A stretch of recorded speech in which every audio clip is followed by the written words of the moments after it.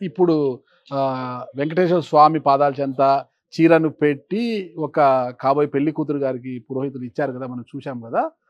ఆ విషయం మీకు చెప్పబోతున్నా ఇప్పుడు. ఆ పెళ్లి కుమార్తె వాళ్ళది కావచ్చు, పెళ్లి కుమారుడిది కావచ్చు, అనంతపురం జిల్లానండోయ్. అనంతపురం జిల్లా అంటే మీ అందరికీ ఇప్పటికే గుర్తుకొచ్చుంటది ధర్మావరం.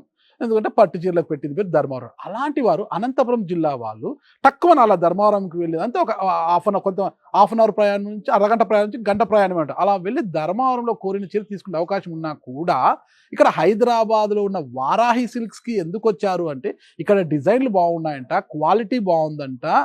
చాలా అత్యాధునికంగా సరికొత్త డిజైన్‌లతో ఉందంట ఇక్కడ. అందుకే ఇక్కడికొచ్చామంటున్నారు వాళ్ళు. చూడండి అనంతపురం జిల్లాలో ధర్మవరం పక్కనే ఉన్నా కూడా హైదరాబాద్‌లో వారాహికి వాళ్ళు వచ్చారు అంటే గిన వారాహి అంటే తెలుగు రాష్ట్రాల్లో ఉన్న మగువల మనసులను ఎలా దోచుకుంది. ఎందుకంటే వాళ్ళకి నచ్చే డిజైన్‌లు, మెచ్చే రంగులతో, అందుబాటైన ధరలతో పెట్టింది కాబట్టి ప్రతి ఒక్కరు కూడా పొలోమంటూ వారాహికి క్యూ కట్టే పరిస్థితి ఉంది.